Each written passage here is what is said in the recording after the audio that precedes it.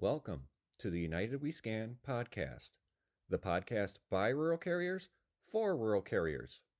The views expressed in this podcast do not reflect the views or opinions of the United States Postal Service or the National Rural Letter Carriers Association. We ask that you please consult your assigned union representative for guidance in your local area. Make sure you like this podcast, share with your fellow rural carriers, and subscribe to be notified each time a new episode is uploaded. Please rate this podcast 5 stars where applicable and leave a comment or question for us below.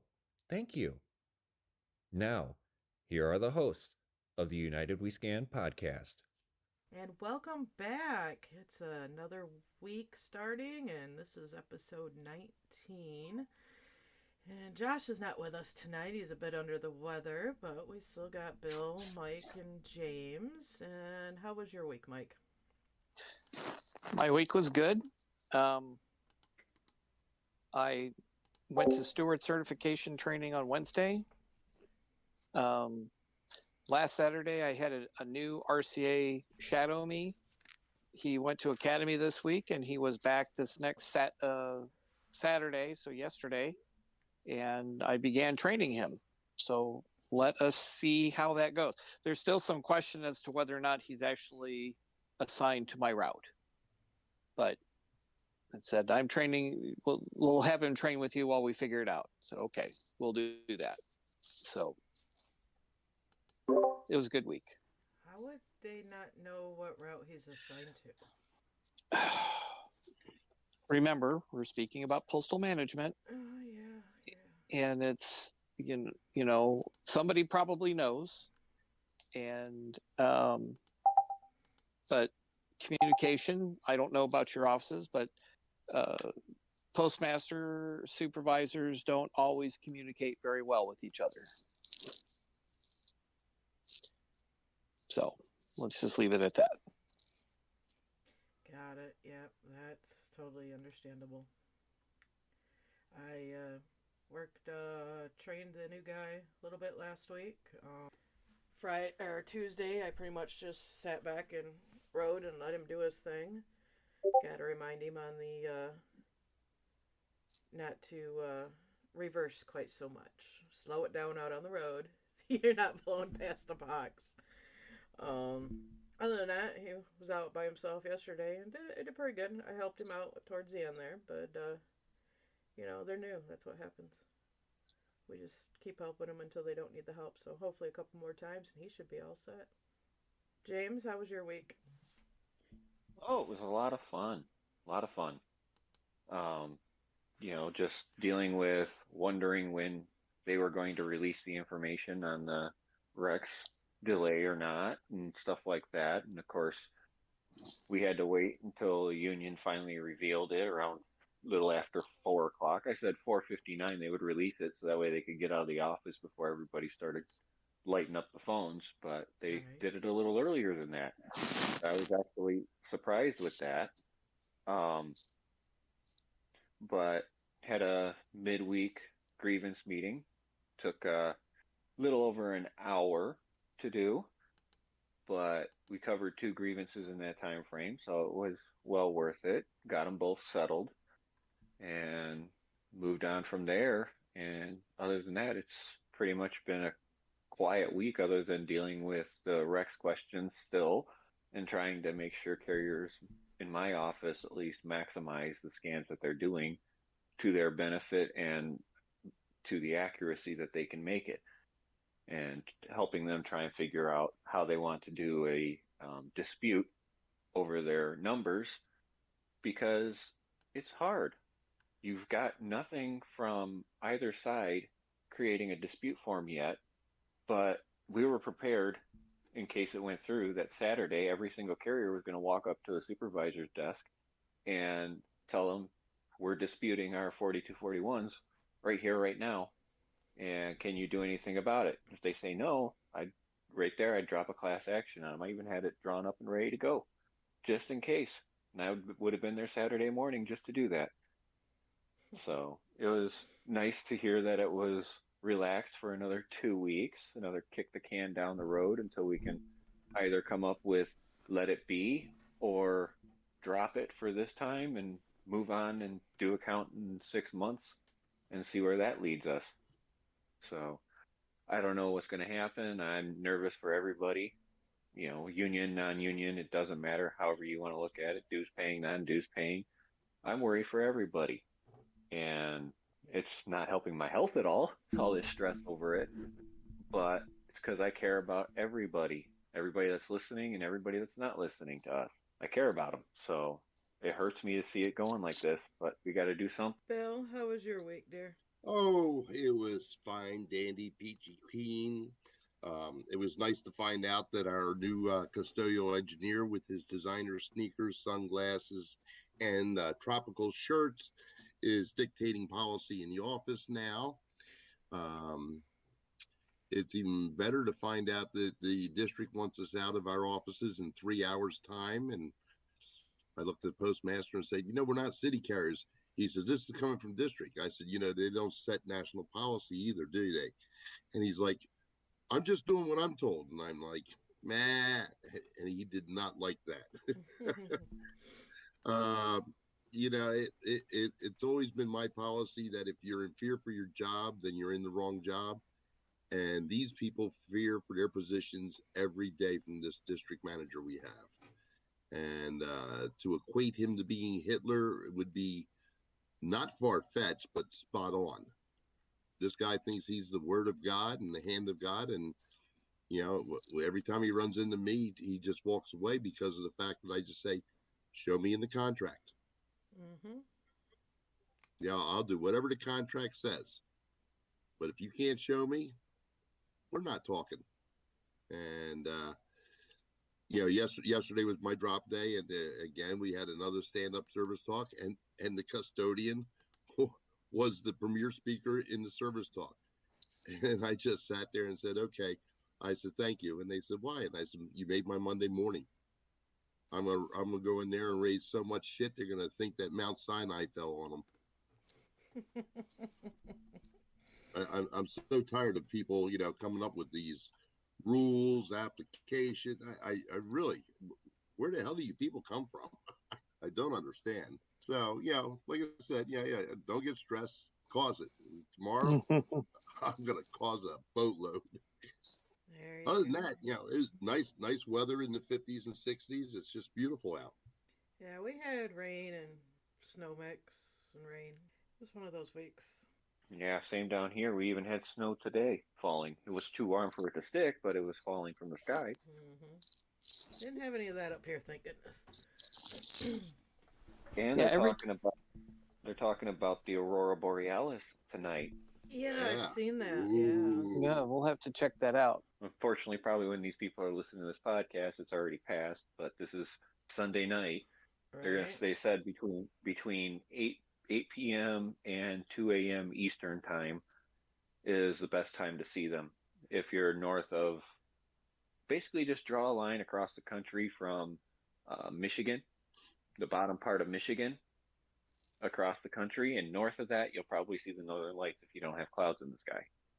That includes Kristen here in Michigan, as well as myself, and anybody in New York, Vermont, New Hampshire, Maine, Rhode Island, Delaware, Wisconsin, Minnesota, North and South Dakota.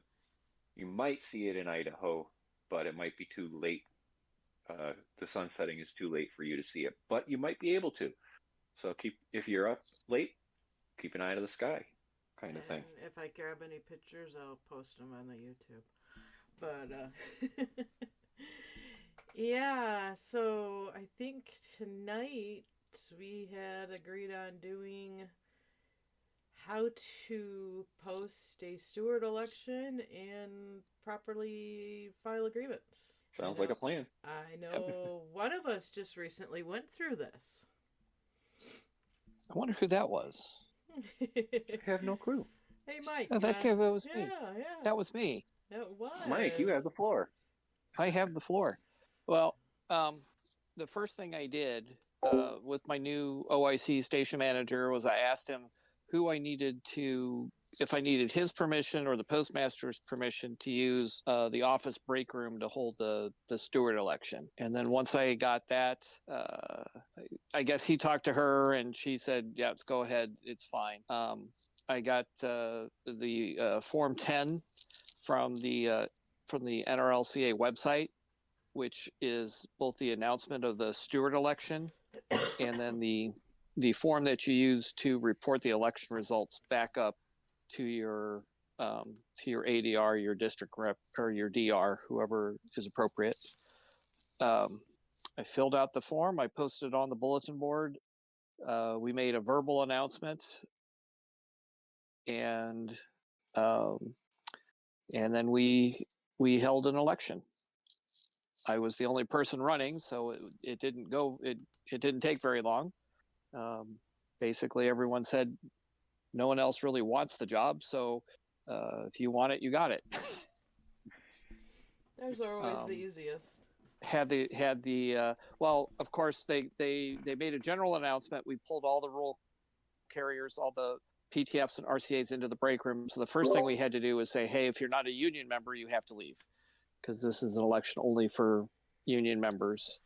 And the couple of people who are not members left.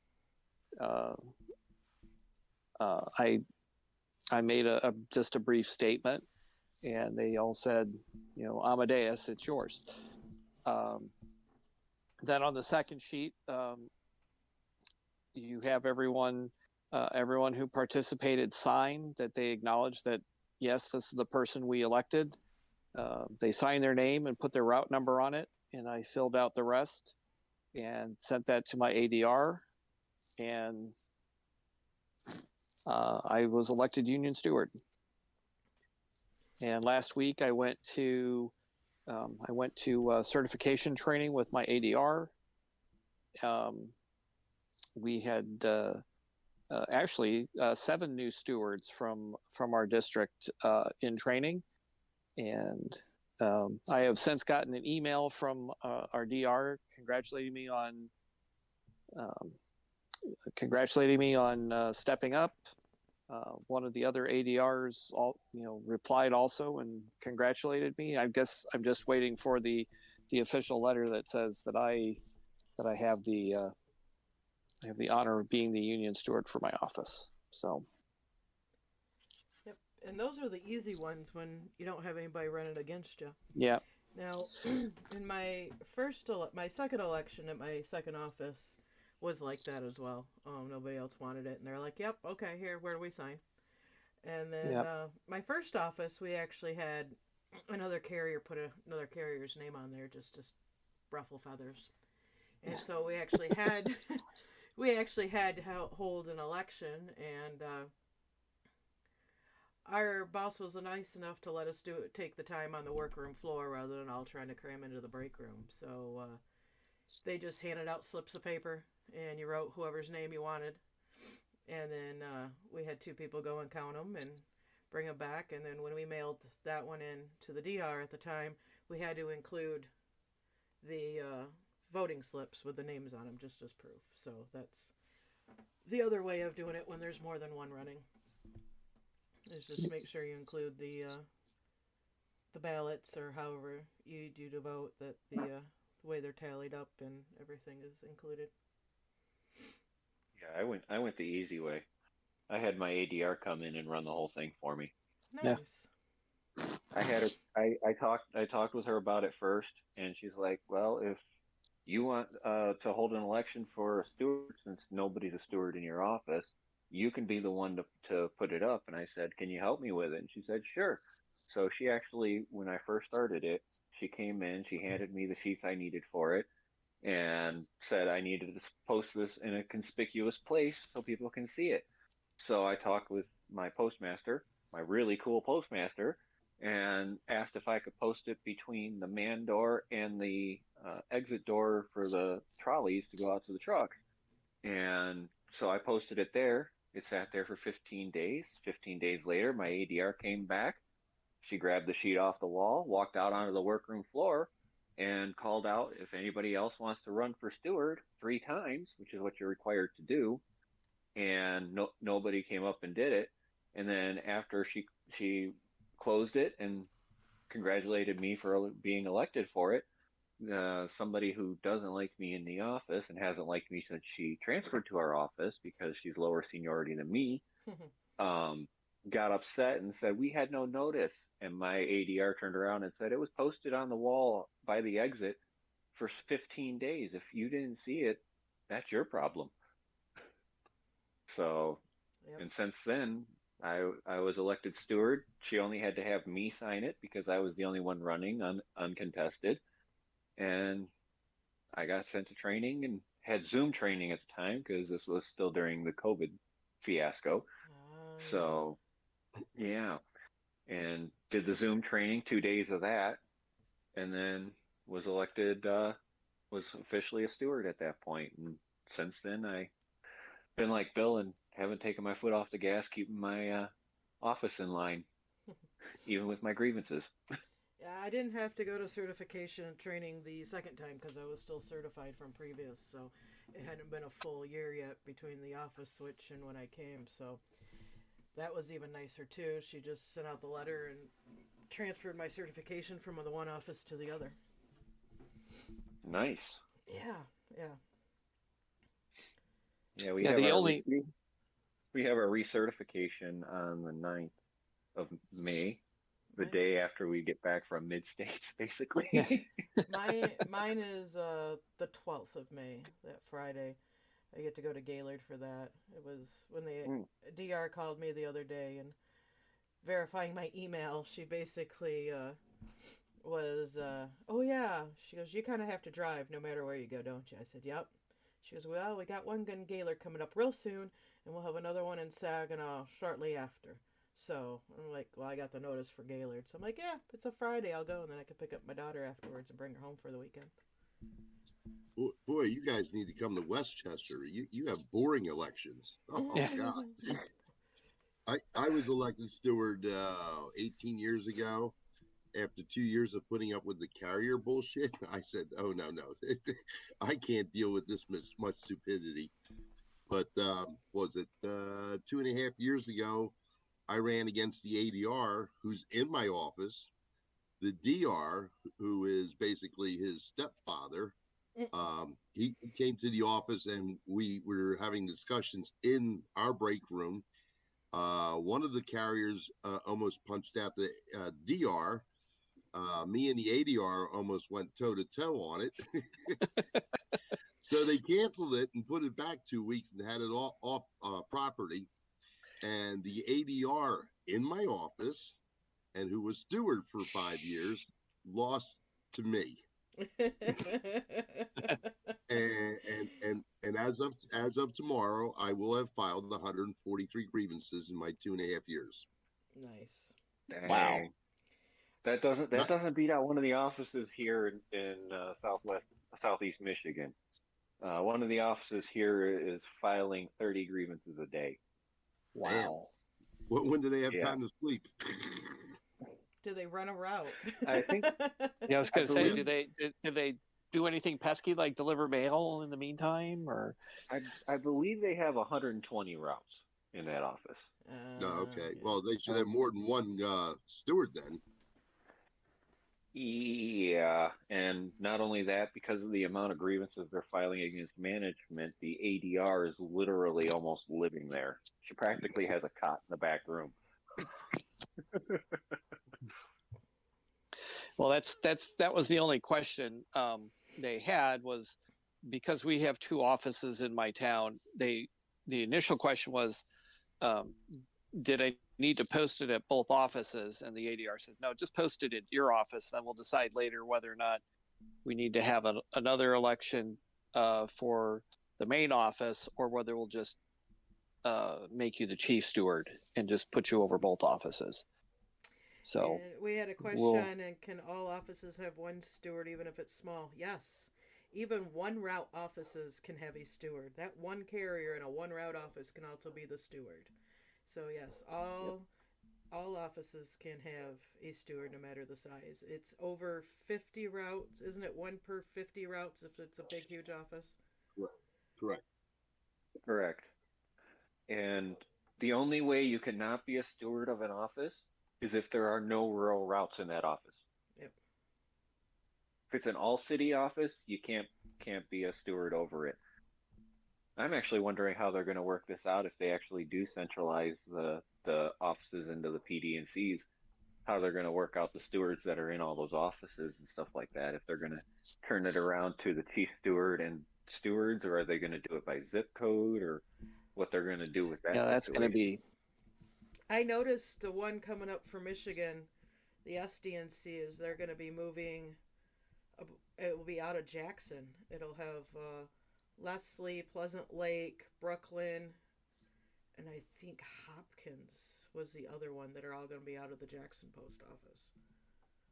It's all the PD&Cs. Yeah. They're putting a lot of the routes in the PD&Cs, and I believe, if I'm not mistaken, the rule for it was within 25 miles of the PD&C. Yeah. If I recall correctly, which means that the one office that I had a problem with the postmaster at is close enough to be dragged into the PD&C, but my office is not.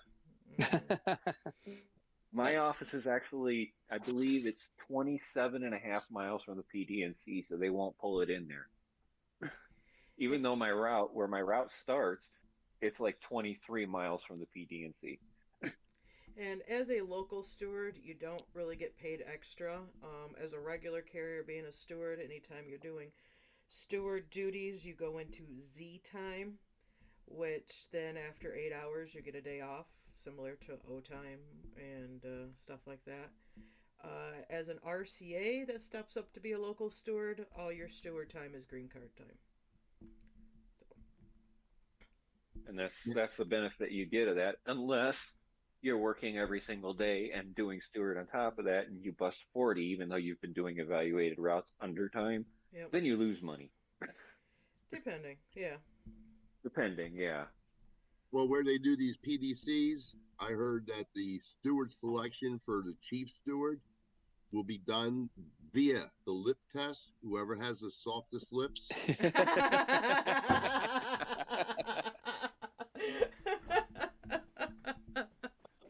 I say this as I'm putting capstick on. Are you softening up them lips, are we? Yeah.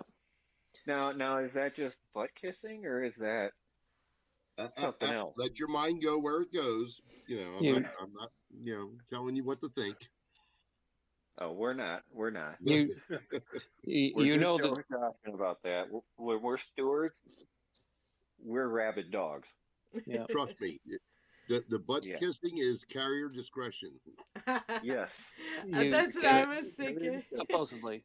When I posted a throwback of the shot glasses, and the one comment was, is that the carrier discretion shot glass? I'm like, oh, that's an idea. Yeah. Put those up there with t-shirts. Carrier to them, everybody can play along. Yeah. Yeah. I was going to say, in that vein, you know the difference between brown nosing and ass kissing, right? Enlighten me. The smell? Depth perception.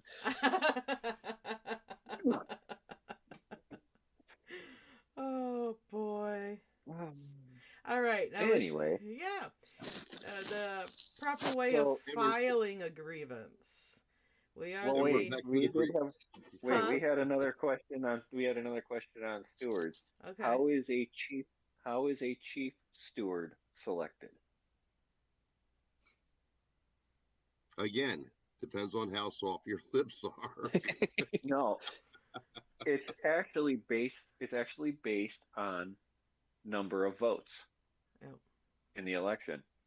When you hold an election for stewards, the top votes become the stewards, depending on how many routes you have.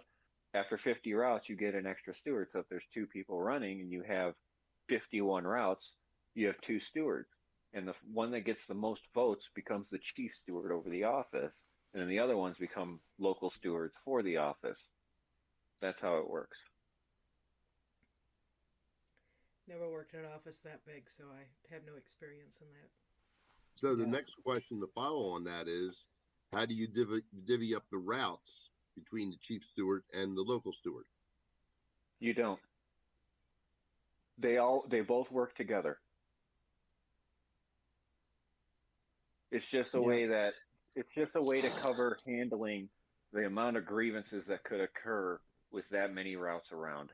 And the chief steward basically is there to oversee the rest of the stewards and Well, make sure I don't, everybody's doing yeah, something. I don't like the chief steward, okay? And he doesn't like me. But when you put your steward hats on, you guys work together. It's the same as when you're a carrier versus a steward. When you're a carrier, you're a subjugate to the management per the contract. You're subjugate to the management, and when you become a steward, you're equal to management. So you can be soft and kind to management when you're just a rural carrier. When you become a steward, you are equal to them. You can actually argue with them politely. Argue with them. You never get angry, never raise your voice, but you can dispute with them on a more equal level. The reason why I say you don't raise your voice is because you want them to lose their cool, not you. You want to keep your head in the game, keep your mind on the goal, because in the end, you want your side to win. Even if it means you have to settle with them, you're still going to be kind, straightforward, and honest, because everything in the post office is treating each other with dignity, fairness, and respect, and you can laugh at that all you want, but that is the main goal, is dignity, fairness, and respect. And if you provide that and they don't, you've already won against them, because you're already in their minds so deep that they're frustrated, they're angry at you, and you're just doing your job. Or you can have the Bill approach. Yeah. Well, I'm still mad about him saying that I'm equal with them, and I don't ever want to be that stupid. Well, just throwing that out there, you know. Well, the reason why I say equal is to not hurt management's feelings. No. Okay. We know we're better than them at knowing the contract and knowing what rural carriers are supposed to do, and it's our job to educate them on that. So, with that being said, Kristen, yes, what's dear. the first step you do when you think you have something worth a grievance? Well, since we are the only craft, the only union that says your steward cannot initiate the grievance for you, you yourself must go have a discussion with management about the issue. If you cannot come to an agreement, that's when you say, well, you can consider this my step one discussion, and please print out that 8191 grievance form. That's the very first step. Management is supposed to print out this form for you. And there is a spot for them to initial or sign and the date on which they did. If they that's the date of discussion. It's not, yes, not the date of discussion, yes. And you have 14 days from the date that you discover. Yes, you are aggrieved. We're aggrieved. That you are aggrieved to file the grievance.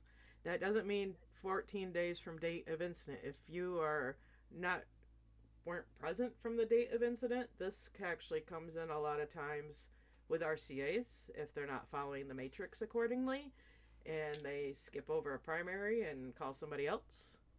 You may not know about it till later on. If it happens on the workroom floor right then and there, and you are completely aware of it at the time it happens, then yeah, it's 14 days from incident, but it is supposed to be 14 days from when you become aggrieved that you have to file the step one. And with the 8191...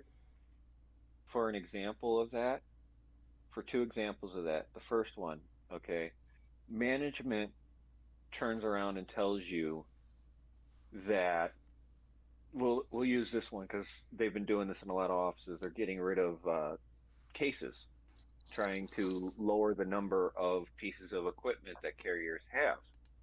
Rural carriers are required to have a minimum of 1 inch slots for their addresses. And a lot of offices are trying to cut that down to half-inch slots or whatever for addresses because mail volume's low. But our contract says you get 1 inch per address.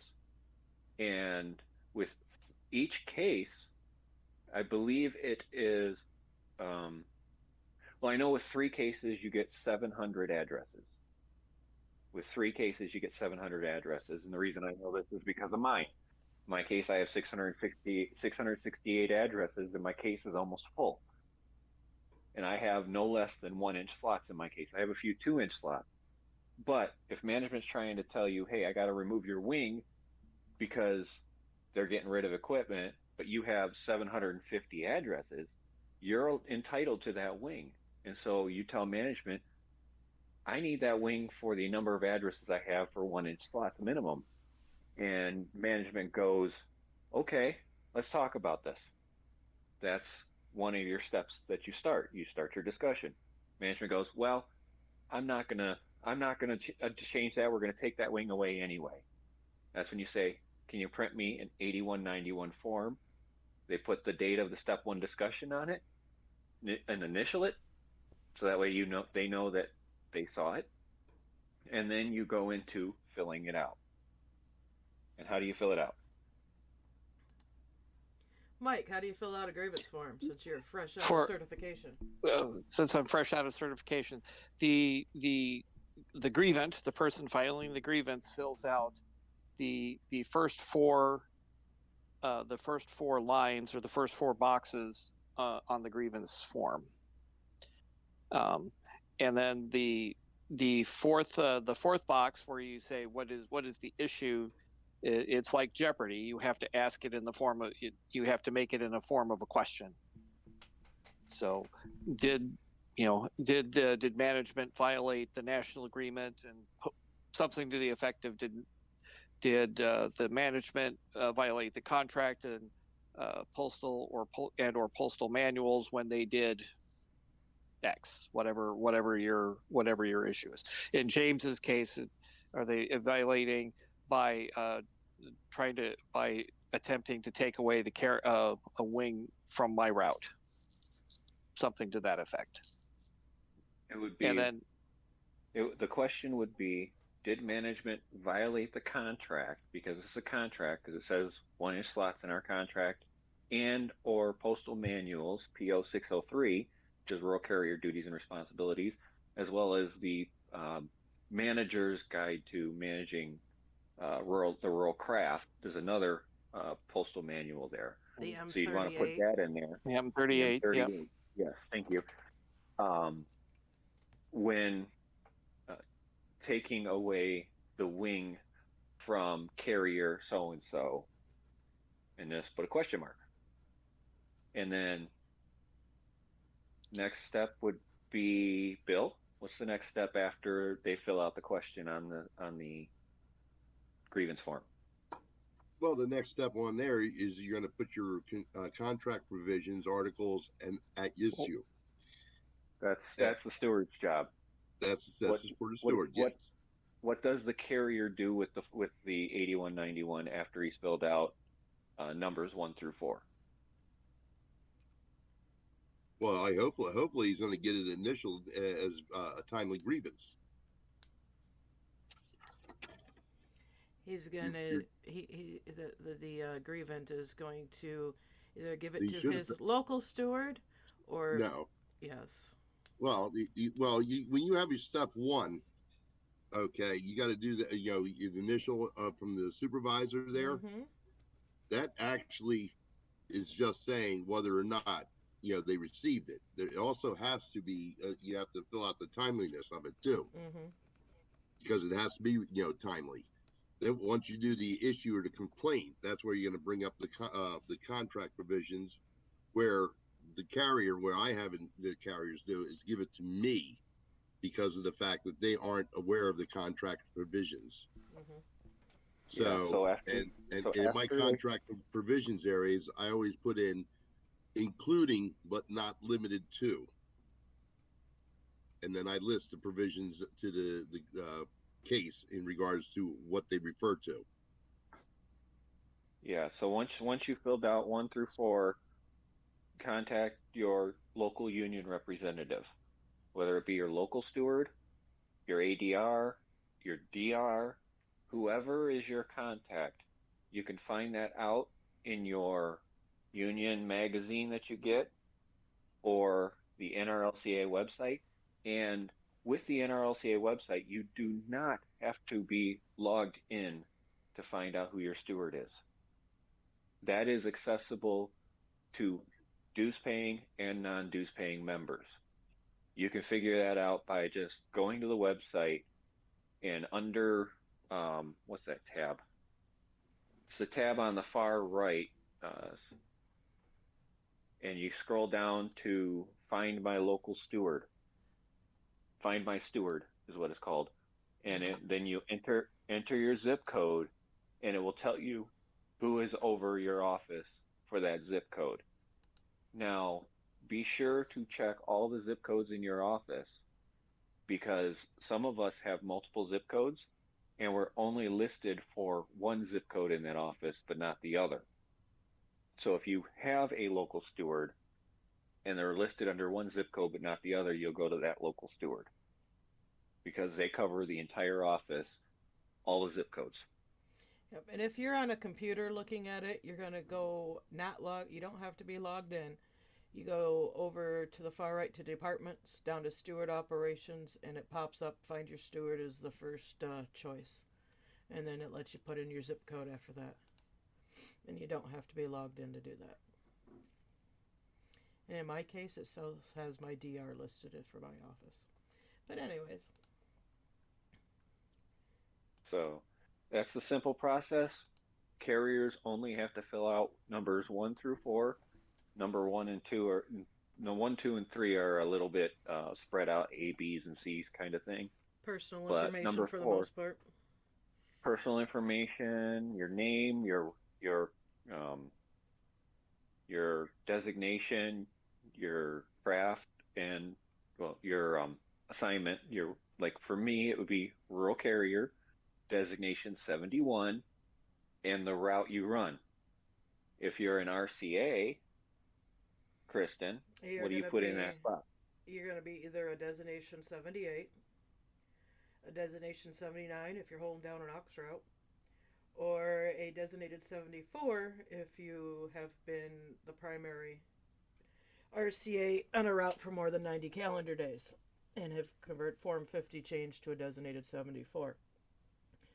And then you, of course, you put your office and your primary route number.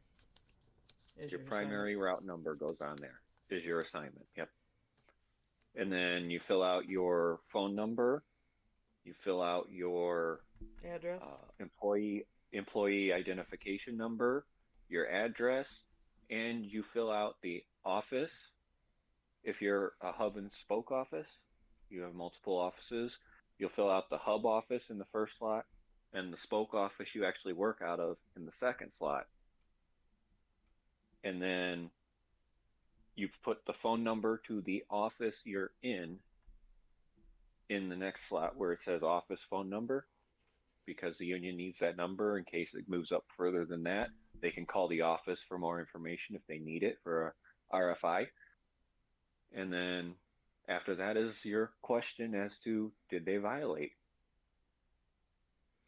Yep, and if you have to send that grievance off if you do not have a local steward, and so you have to send it to an area steward or an ADR or a DR, make sure, it's always nice to give them a phone call ahead of time, let them know it's coming, but send it certified. That way you have confirmation of receipt. Yep, send it in certified, or if it's, depending on your ADR or your DR, they may say, well, I'll stop by your office tomorrow and pick it up, and you can hand it to them right there. Yeah, that's It's why another way to it's do it. always good to, call them and at least give them a heads up that you're doing it or that you have filed. That way they're not going to get sidetracked. That way, if they are in the area, they can get it to you from in person, or like I said, they can direct you on whether. And if it's something that they're not going to be able to pick up right away to sign for, they may have you send it priority with tracking as well. So there's a, but usually you want to send it off certified. Yeah, because your steward has 14 days from the step one to talk with management about it. 10 days. 10 days for 10 this. days. 10 days for the step one meeting. My bad. I get those confused all the time. Yeah, 14 days to file, 10 But, days for the step one. yeah. And the stewards can turn around and ask for a delay An extension. an extension, but they have to get management's approval to do that. Some managers are cool with that. Some managers are like, let's just get this over with. Or some management will flat out refuse it and then flat out refuse to meet in a step one. And at that time, it then gets notated by the steward and sent off to step two. Yep. And then step two involves Mike. You know what step two involves?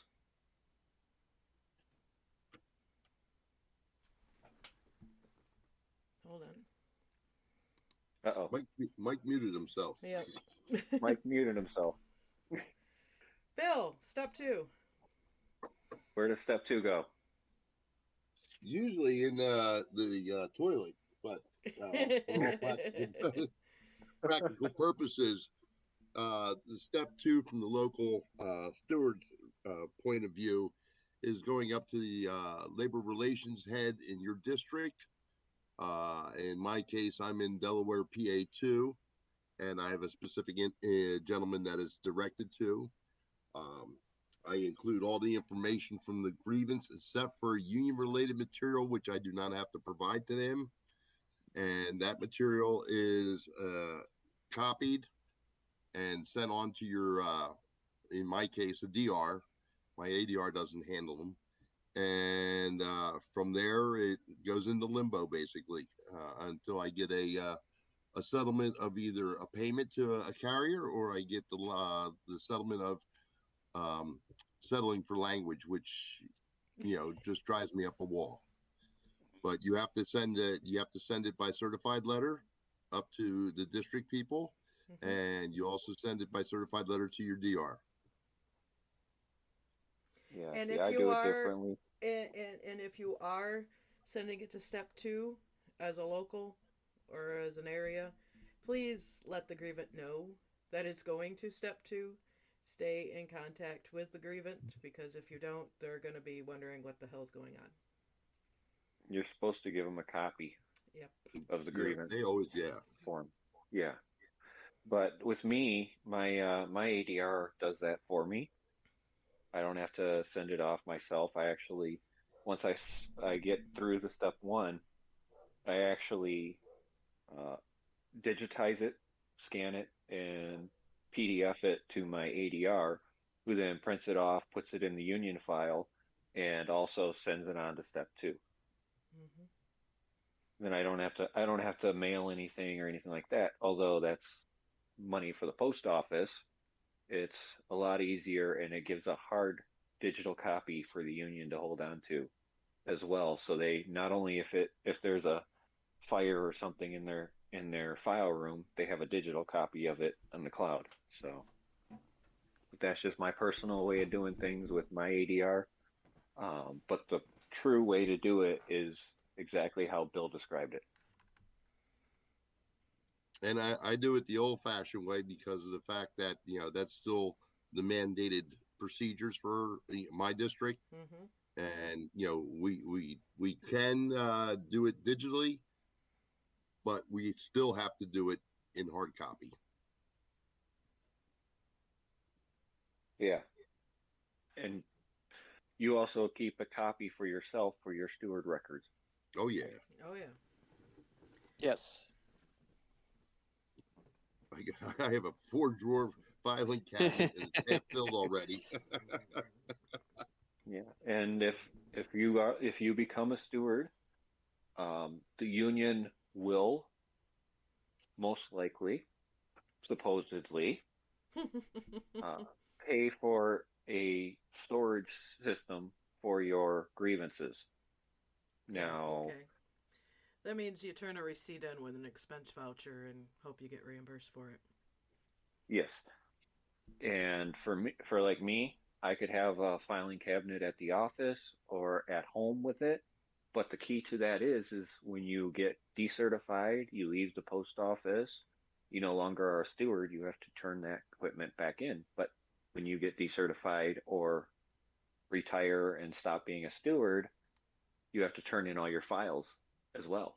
Mm-hmm. So it really is just load the file cabinet up on a dolly and ship it off to them. Don't ship it USPS. What? That poor carrier. Depending on how many grievances you file. I, for one, in the last 7 years, 7 years of being a steward, I've only actually had 3 grievances. 2 of them were in my first office, and then the other one I had in this current office, and that ended up going to step 2 and then getting withdrawn because that grievance, which I did not know ahead of time, actually took a highway contract route in another office. And before I had a chance to get her to the step 2 level, he was off the USPS payroll. Oh, nice. Okay. So yeah, things like that happen.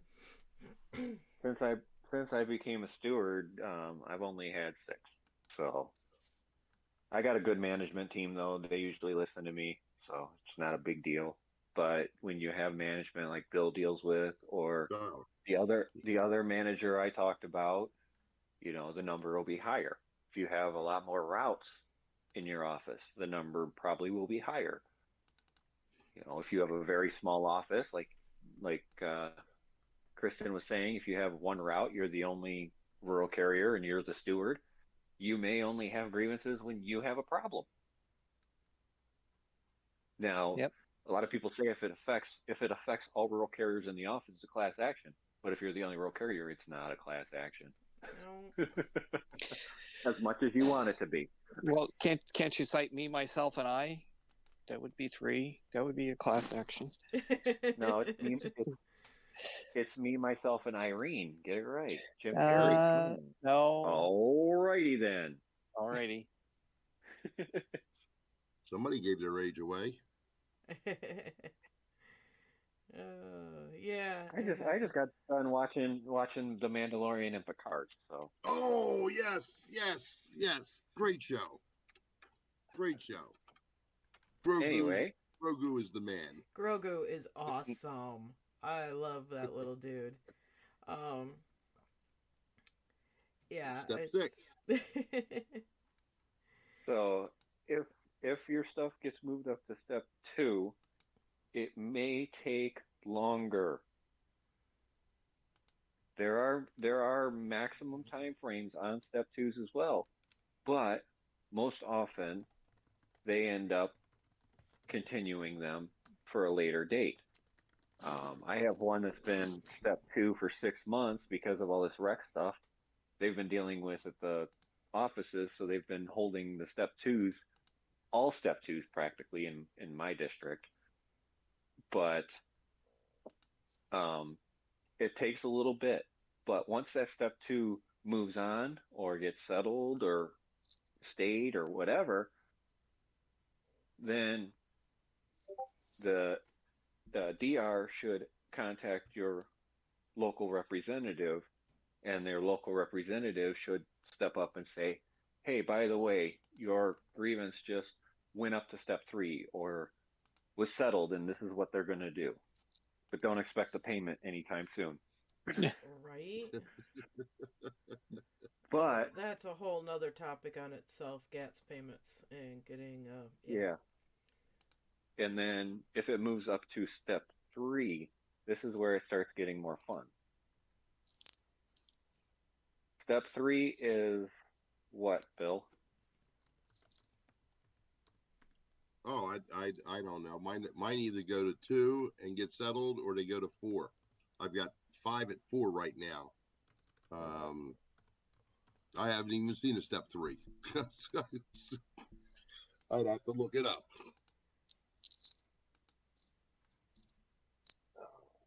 Chris, Kristen, either of you got it? That's where your regional takes it in, and it's possibly pre-arbed at that point, but not necessarily. If they can't resolve it at a step 3 regional level, then it will go up to 4. Like where our executive committee people step in. Yes. That's where you get into national, is at step 4. And that's where you've heard it all through this rec stuff. We've got a step 4 grievance. National cannot start a step 1, step 2, or step 3. They automatically start at step 4 up there, and that is completely pre-arbitration. Literally, we're going to discuss this or we're going to arbitration. And that's when they go to somebody who's possibly not a judge, not a lawyer, not involved in the courts at all, but can make a decision, a sustained decision that the courts will recognize. That's how we got Rex, was an arbitrator. That's how we got if you want tier pay system. Yeah, Two-tier pay system. Yep. And arbitration is like the last ditch effort. Now, we always say arbitration is bad, but the reason why arbitration is bad, and this comes from actually a friend of mine who's a lawyer. He went to arbitration over a lemon law case where every state in the country has a lemon law. This friend of mine actually wrote the book on lemon law, and he went to arbitration against one of the big threes. And when they went to arbitration, they had offered, well, it's either 0 or this amount.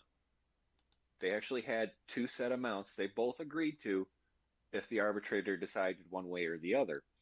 They get into the arbitration, and the arbitrator decides that my friend's client gets almost double what they had offered to take from this auto manufacturer. Arbitration people don't have to follow the rules, don't have to follow the laws. They can make a decision on how they feel. And that's why arbitration is a very scary thing for a lot of people. You can get a big windfall. You can lose a lot. You can get a program that still doesn't work after 12 years. That's the risk you take by going to arbitration, but that's the only contractual option we have.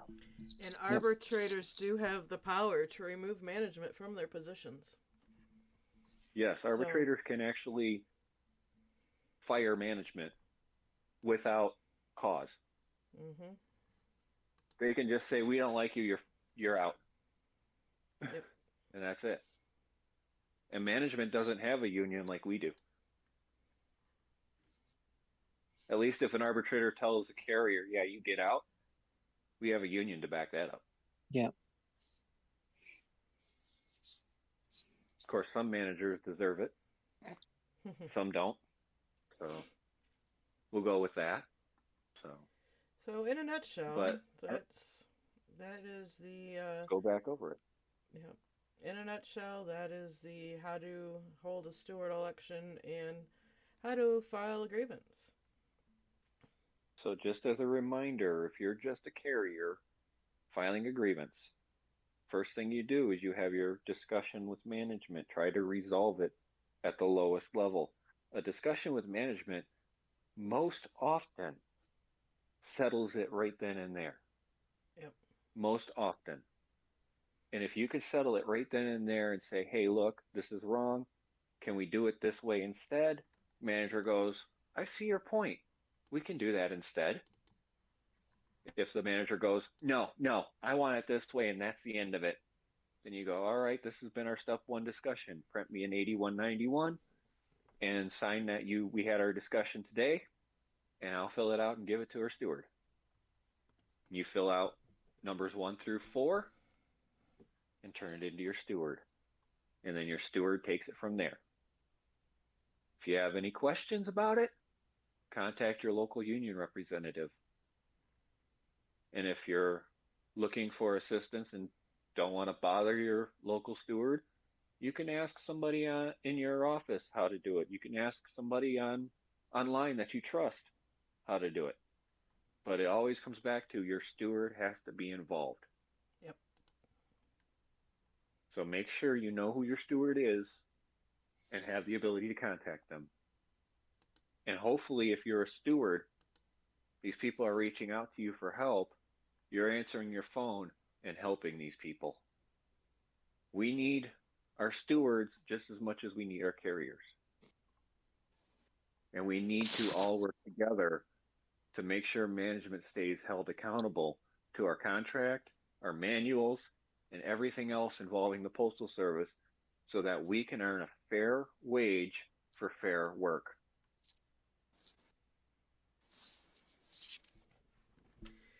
All right, so I know there was a few other topics y'all wanted to discuss a little bit. We got a little bit of time. What's the big elephant in the room here, guys? The biggest thing I see is we need to stick together. There's too much infighting amongst the craftmates online. We need to stop fighting with each other. Yep. We know this system's messed up. We know it's a problem. We know there's not an easy solution to it. But we can't be fighting with each other over it. We can't be saying, oh, it's going to be the way it is and that's it. Or, you know, we can't support the carriers that are getting this pay raise when I'm losing $30,000. We need to support each other. The people that the 33% is getting screwed over just as much as the 66%. The 33%'s been getting screwed over since 2018. Mm-hmm. The 66% that have gone way down, some of that can be argued as mail volume, this, that, or the other thing, but it doesn't matter. We're all getting screwed over with this one way or the other. And the thing we need to do is we need to stick together and fight with management to get this right. If you can show me that my route lost $30,000 worth of revenue a year in volume and other things, hey, that's what my route did. But I'm not seeing the numbers. I'm not seeing the equations. I'm not seeing the work. Management's not being held accountable for this stuff, except in the step 4s that National has filed. And we need them to answer those step 4s. We need them to step up and say, yep, you know, we were hiding this stuff, but here it is. Here's how you can translate it into your own numbers. That's what we need to stick together.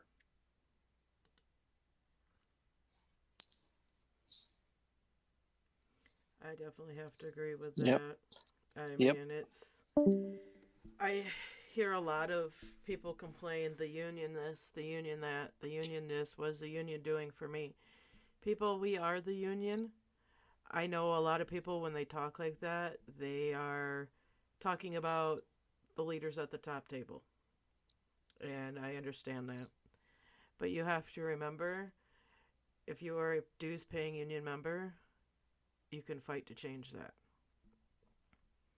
But you have to be active in order to help create the change. You know, it's when it's only this, and I have harped on this many times, and I know Bill has too. Is, you know, when it's just the same 20% voting for the same people they know, you're gonna get the same results. Plain and simple. You know, you have to be fighting the fight in order to try and make that change.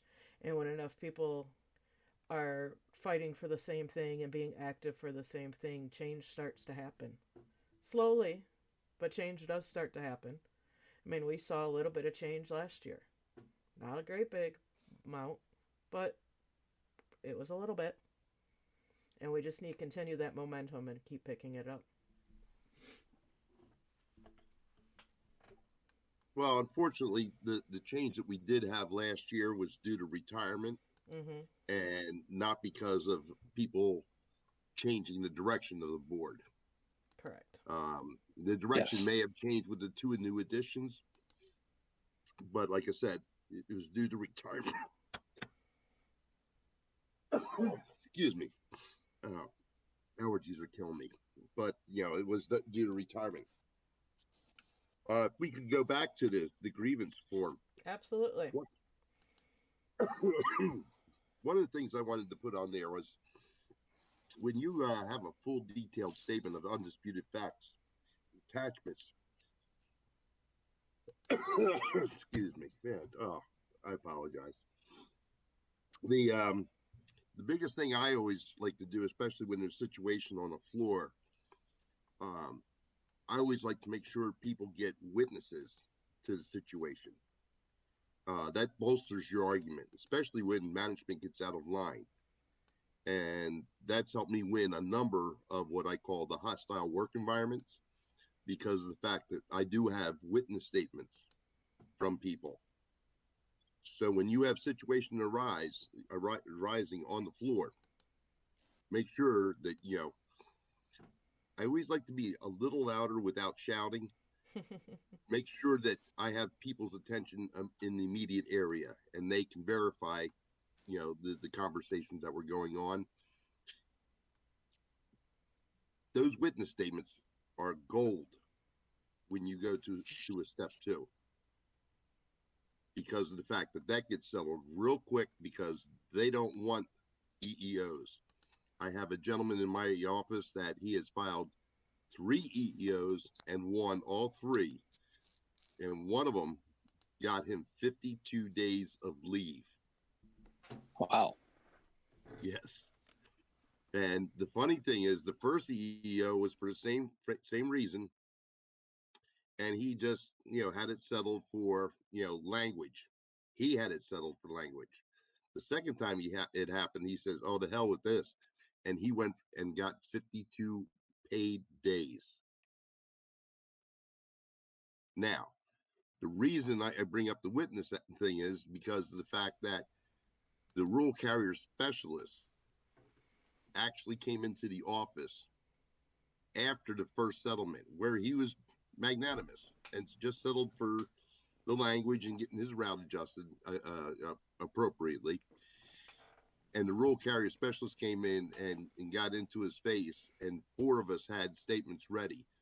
So when it happened 2 years later, where his route adjustment wasn't properly done, and he filed the second EO and won, he had statements in hand in regards to the attitude and misbehavior of the rural carrier specialist, who is the one dictating the terms for this route's adjustments. And he lost big. Now, I know there's been questions about grievances. Some of the biggest questions we see, we're kind of going to go through these a little bit too before we wrap up tonight. Is it a dispute if you cherry picking the things you believe are wrong?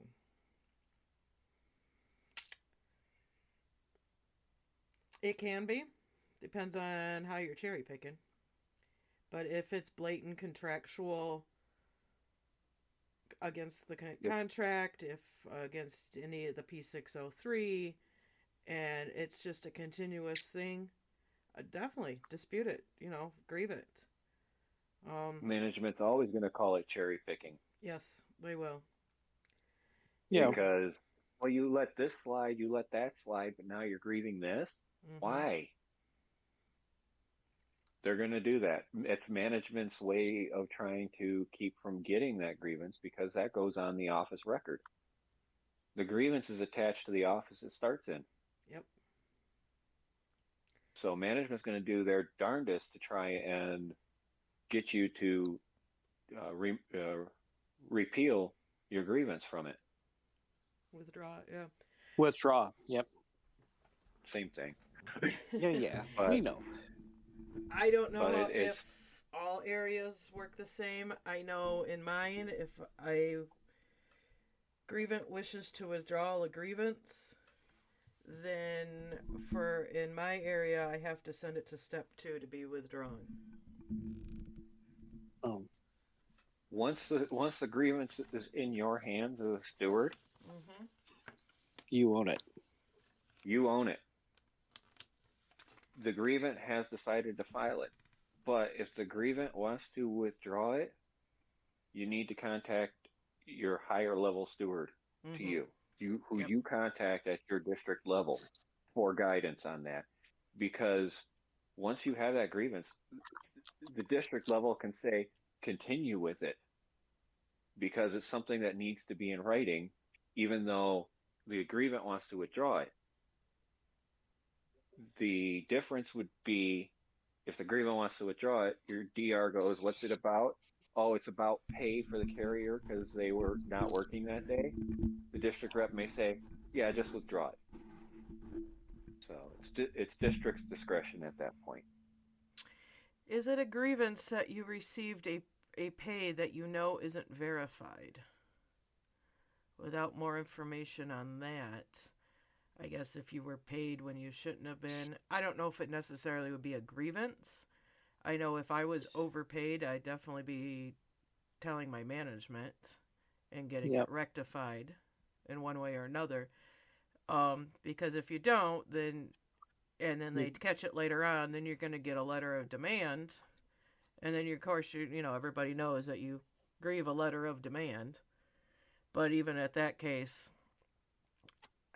If it's a genuine discrepancy that they paid you more than what you're worth, the grievance is going to fall flat.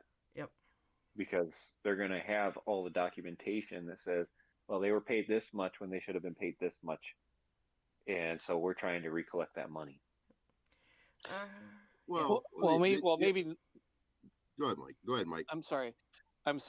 I was going to maybe not a grievance, but as an individual, if you're overpaid, you need to document some sort of conversation with management saying, hey, what, especially, I know as an RCA, I kept really meticulous records of what routes I worked, what hours I should have been paid for. I mean, you should have your own file on that to say, hey, this is what I worked and you overpaid me. How are we going to fix this? And Yeah. I definitely document that discussion somehow. And it doesn't matter how honest your management is, payroll can mess it up too. Another instance I So think of this too is if somebody had chosen to LWOP, whether it be under FMLA or management's discretion, and allowed the LWOP, and then they turned around and paid you out in annual or sick leave, then yeah, you would have a grievance in that case because you did not wish to be paid that. Well, the question on this says pay that isn't verified. It could be up or it could be down. It could be a shortage or an overage. Mm-hmm. The thing of it is, sit down and discuss it with your supervisor and have her print out your pay sheet, okay, so that you can go over it. I used to hand out little notepads and pens to people and say, look, you start here, you record your hours, you can use this, you can use your phone, whatever. I don't care. But don't trust management to get your pay right, ever. And most of them do use their phones to record, the 4240s on there, so that they have a running tab in regards to what days they work, what route they work, and all that information's right there. So, is it a grievance? Not until you're not satisfied with how it's been verified. The next one. Being a new RCA, will it make you look bad filing a grievance? Yes. It could definitely put a target on your back, but at the same time, as an RCA, even in probationary, you have a right to file a grievance on anything but termination when you're within probation. So if you're still a probationary RCA, you can file on anything except for if they let you go. So if you're a And primary on a route and they didn't call you in when your regular called off and they called the secondary, or they had the aux route carrier run it because they were already there, you absolutely do have a grievance. Trying to think of another one. That's usually the biggest one right there. if you're in your 90 days and you file a grievance and you got a bad manager, they'll probably terminate you. Not Because always, but I said a bad manager. And I said manager, not postmaster, not supervisor. I said manager. Because a manager is not a good supervisor or postmaster. They're just a manager. They think they're top dog and everything goes through them and everything's perfect that they say. So, Well, and that's the problem with the hostile work environment, is that people are fearful to file a grievance in their probationary period, because they feel that they're going to get blackballed and be picked on and everything else. It's like, folks, as long as I'm here, and you do the job to the best of your ability, you're not going to have a problem. They will, but you won't. Hey, that was an issue in my office with just the normal regular carriers, not even new ones, of filing a grievance because they didn't want retaliation to be picked on afterwards. And I was like, well, Right. if that happens, then we file on that too. Yep. I can't do it for you guys, So going back to the new RCA, like James was saying, if they I filed a grievance, they terminate you. Do you have any recourse? If For it's in the probationary. yeah. If you're a probationary RCA and you file a grievance, and then in James's scenario, he said, well, management turns around and terminates you, do you have recourse? The RCA may, outside of the postal service system, but not through the union. But not through the union and the grievance procedure. Right. Okay. Once your DR or ADR finds out it's a 90-dayer, they're going to say back off. Yep. The only recourse they would have legally outside of the Postal Service would be under the Whistleblower Act. If they're reporting something that's especially something safety related, they'd be protected under the Whistleblower Act. And the only other option would be to file a retaliation claim. Yep. That's the only two options they have. That's the only two options they have. And unfortunately, if your manager is willing to fire you over that, and they tell you, well, guess what? Now you're going to be fired for this. You turn around and just say, no, I resign, walk out the door, apply at another post office, because you don't want to work underneath that kind of a manager anyway. Right. Yeah. If I bid on a route and win it, but it changes from like a 44K to a 41K, can I file a grievance to get my old route back? No. No. And here's why. When in the contract it says once you bid on a route, it's yours. Now, I'll give you an example on mine. I took over my route. It was a 43K. It had just been cut. The mailboxes had been moved to our aux route. I took it over. I cleared out the cooking in the books and became a 41K. I couldn't do anything about it because I had lost the stops on my route, the 2 minutes per box, and so my route became a 41. There was nothing I could do. I couldn't grieve that because that's part of the route maintenance, part of the route system. Unfortunately, if my previous carrier had not been cooking the books and kept herself at a 46K the whole time to get herself to retirement, and then when volume started coming back up with people in the housing market going up skyrocketing like it did. The route grew over 48K, so they cut it. And unfortunately, I was stuck at 41K for a while until more houses got people in them. Now I have almost 99% occupancy in my house, in my route, with all the houses. So that's a benefit. I went up to a 42 because of that. Getting rid of all those vacants put me up to a 42. How you work your route is important. Now, there is a grievance you can make if you bid on a route and it says 44K and your day off is a specific day on the bid, then you can grieve that it's not what they said it was going to be if they cut your route before you get placed on it. Yeah, if they're going to cut a route, that Yeah. should be done before it's posted. Yes, that's the only grievance you can do if your route was cut when you're placed on it. And then they actually have to put you back, make you whole with a 44K on that.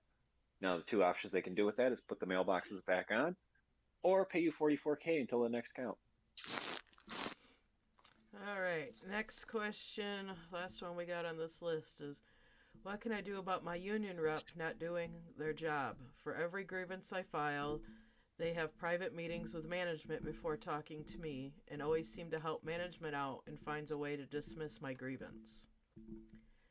If that's happening with your local union steward, you need to go up the chain of command. Same if it's going on further up, then that definitely needs to be brought to the attention of the chain of command for the steward system. Yes, because that's failure to represent. Yes, and if you have initiated that grievance, they cannot just dismiss it. They have to have you involved to dismiss it.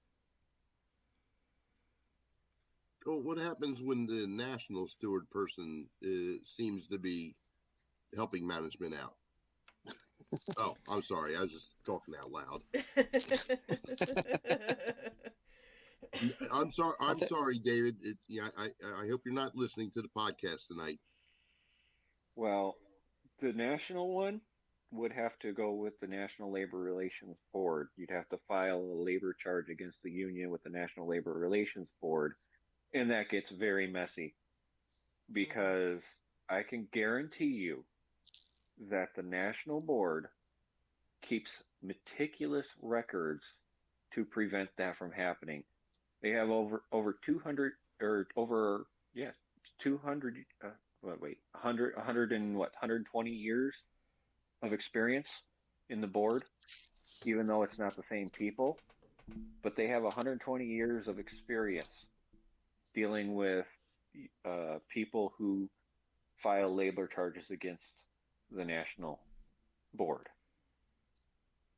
So they know what they're doing up there to protect themselves from that. It's the same down at the district level, state level. It all gets passed down. Mm-hmm.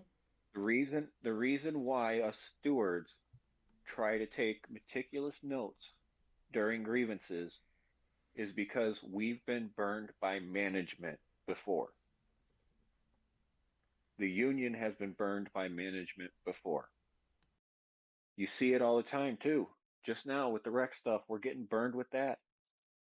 The national board's doing what they can. They don't release a lot of information on that because unless they have pen to paper, it's not official. And anybody who decides to release information early before pen to paper is not somebody you can trust. Because we've got an agreement. Oh, we signed an agreement that's different from what you told everybody it was, didn't we?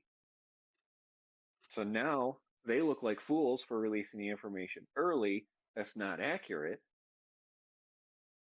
And the other party has a leg up in next negotiations because you're still leaking information to people to try and change their opinions on things. Well, now that's a negotiation tool, and is a benefit actually in arbitration because it makes them look like a fool in front of the arbitrator. That's why the national board waits to release stuff until they have it with dried ink on paper because it protects them from management. No matter what management decides to do on their own. Yeah. Yes. And that's why everything they do is on paper with pen to paper and written down. So you have a record. Yes, and that goes the same with case building for your grievances. Having proof, he said, she said, goes nowhere. Because you can't play a he said, she said. Well, she said this, he said that. You got to have documentation of who said what, when, where, how. I mean, that's about the only way that you could build anything to get it to go through. He said, she said just doesn't work. Let's just take a cue from the Johnny Depp trial. Objection, hearsay. What was that, Bill? Case in point, I had a situation in our office, and I spent 2 hours of Z time questioning everybody in the office. Out of the 18 carriers, only one abstained because I love America. I love working here. The post office is good to me. I don't want to say nothing. But the other 17 witnesses all verified the information that it supported the grievance. And when I told the postmaster during the step one process, I said, I've got 17 carriers here. He goes, oh, so it wasn't unanimous. And I looked at him, and I said, well, put it this way. I said, when this goes up to step two, I said, you're really going to look stupid. He said, go ahead, send it up to step two. I said, okay, sign off on it. So he signed off as being, dismissed. And I turned around, I walked right to the counter, got me an envelope and certified, tags. I'm sitting in the break room filling it out. He comes in, he goes, can we discuss this a little more? I said, no. And he goes, what do you mean no? I said, no. I said, you dismissed it. I've got your signature on the paper dismissing it.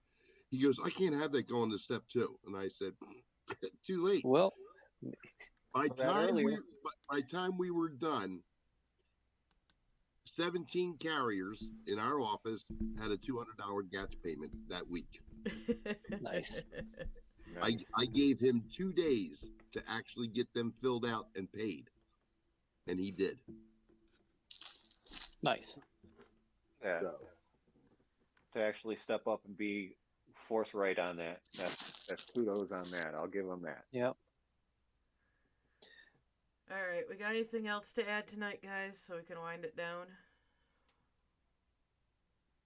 Well, it's pretty good so far. I mean, Yeah, we kind of had a layoff of the hot topics right now. It's but this kind of goes in hand with it just a little bit, because I know there's a lot of questions and people wanting to step up to run for stewards. I applaud you. It is definitely a thankless position. And you'll get heat from both sides. Yes, you will. Yep. And definitely those that have never filed a grievance before, and I always get complaints of, well, I talked to my steward, but my grievance never got filed. No, they can't file it for you. We're the one craft that you have to initiate that grievance yourself. The only exception would be class action, which affects 2 or more carriers within that office. Even if the steward is one of those 2. Correct. That's the only time that the steward can actually file a class action. Yep. It's got to affect more than one, and if it affects more than one, it's definitely worth it to file that class action to get it fixed. Mm-hmm. Definitely. So on that note, we're gonna wind it down for this evening. I think I'm gonna talk to James and see if he wants to do something closer to midweek on mapping. Since we're both facilitators, I know that's been another hot topic lately. We've been getting a lot of questions on. Yeah, we can do that. We'll get together on that sometime this week. Don't know what day, but we'll get get to it. And we'll let you know when we do that. But Mike, any last final words and thoughts for this evening? I'll just say this: when the day I posted the notice for the steward election, I posted it in the afternoon when I got off after I was done with the route. That morning, I had 3 carriers come up and ask me 3 different questions about the contract, and I'm like, really, this is my life now. Mm-hmm. But honestly, if because I see this stuff on social media, people well, I don't hear from, we don't have a local steward. We have to, we have an ADR, and they don't respond to my phone calls. I tried phone calling, I tried emailing, I never hear from them. And that's kind of the reason, no disrespect to the ADRs in our area, but it was like, I was just doing it. Just one of the reasons I did it was because I wanted someone who would be responsive to the local carrier. And if I do that, then I think I'm doing my job. But honestly, whether you're a bigger office like me or a smaller office like Kristen, if you don't have a local steward, don't look around for somebody else. Look in the mirror. You can be the steward. As Kristen said, and I'm sure I'm going to find out, it's a thankless job. And no one's going to be. I don't know that anyone's going to be happy with what I did. All I told them is that all I can do is my best, and that's all and that's all I can say. So, everyone have a good week. Yeah, I wish you the best of luck on your journey as the local steward, Mike. Welcome to the club. Thank you. Yeah, We all do, man. Hey, is that they said there was some sort of secret handshake? They haven't taught me that yet. Can we talk about that after? We'll teach you at mid-stage. Okay. James, your final words and thoughts for this evening? Yeah, if anybody wants to step up and be a steward, you can. It doesn't take much to be a steward. All you have to do is know your contract, know your manuals, and know your job. And that's 95% of what a steward does, is knowing all that stuff. And if you know your stuff and you think you can help the craft and be a steward in your office and take care of your carriers and care for your carriers, then it's the most satisfying position you can have in the union. If you're a carrier and you know your management's doing something wrong, it is your responsibility to step up and fix it. It's your responsibility to say to management, hey, can we talk about this? And do us all a favor. Try not to talk about it on the workroom floor in front of everybody.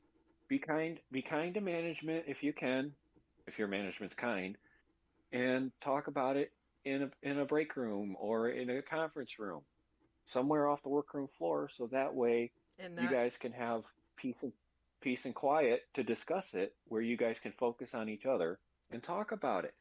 And don't get angry, don't get loud, don't get upset. If they're not willing to meet you with it, then you file a grievance. That is your responsibility as a rural carrier. And for all the stuff that we go through and all the things that we've done as carriers, our job is the same it's been since you applied and got the position, since you started as an RCA and moved your way up to PTF or a regular carrier. The job is the same. The difference is technology is the only thing that's changed. But we all are in this together. We all need to stick together. Dues paying and non-dues paying, it doesn't matter. We're all brothers and sisters here in the craft, and we all have a job to do. And we're going to do it right and safe to get home to our families. Bill, the stage is yours, dear. Oh. Well, he's right. It is a very rewarding opportunity to becoming a steward and representing your office and carriers. I find it even more rewarding when I am able to assist somebody who's not particularly fond of me and I them.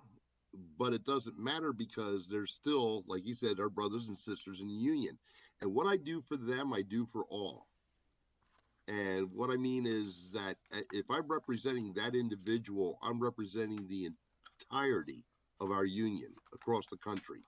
For every time you have an infraction and you file a grievance and you follow up and you win it, you're winning it for the entire union, not just for that individual, but they see it as that, or your office, but for the entire union, because that goes, like you said, it goes into the database of 120 years showing that management is perpetuating a situation that needs to be corrected. Whether I like you or not, I'll represent you the same way, I'll fight for you the same way, and I'll do my damnedest to get the settlement that we want. That's the basis of the union. It doesn't discriminate. Likes, dislikes, male or female, binary, non-binary, black, white, yellow, green, purple, doesn't matter. We're all the same color. We're blue. We're postal blue. And if you don't stand up for one, then you failed your job. So if you see anything going on in your office that just seems a little out of whack, talk to the carrier, talk to management, talk to the steward. Get the situation addressed before it becomes, aka cherry picking situation, where they just take little nibbles out of you, and the next thing you know, you're doing clerk work or you're doing something you're not supposed to be doing off the clock, on the clock. Address each situation before it becomes a molehill into a mountain. Put it down right away. I have a situation in my office that right now is infuriating me beyond belief, but tomorrow I'll go in, I'll talk to the postmaster in a calm fashion, we'll address it, and if it doesn't get resolved, then I file a grievance, okay? And that'll be class action grievance, but it'll be class action grievance for everybody, not for the people I like, not for the people I don't like, but for everybody, because it affects everybody. That's my position, and I didn't learn that the first time I was a steward. I took it personally. It's not personal. You have a job to do. Just, just remove yourself from the proposition and say, this is my focus. This is my goal. How do I achieve it? And just focus in and do that. Okay. I can't say enough about, the people who are locals. They put in, like myself, you put in hours you're not getting paid for. You're doing a ton of work you're not getting paid for. You're doing podcasts you're not getting paid for. You're reading books. You're reading books, manuals, and contracts and everything else that we're not getting paid for. And this is time we take away from our families to help you. So please take advantage of our knowledge, experience, the information we provide, and put it to use, because an educated carrier is the most dangerous person in the office as far as management's concerned, because they can't bully them. Absolutely. So if you don't have the time to invest in your job, I don't know what you have time for. But if you really are pressed in situations where you don't have the time, and there are situations, understandably, that you don't, then come to us. We'll help you. And there's plenty of people out here that are willing to help you. All you have to do is ask. With that, everybody go out, have a good week, be safe, do the job to the best of your ability, do more than 6 scans a day, be safe. You're the most important delivery today. Get home to your loved ones, because they're the people who really matter in your life, besides me. Thank you, Bill. Thank you to everybody tonight. Yep, tomorrow's Monday. Everybody be safe out there. And a couple of us may be back midweek. If not, we'll definitely see you back next week. Have a good one.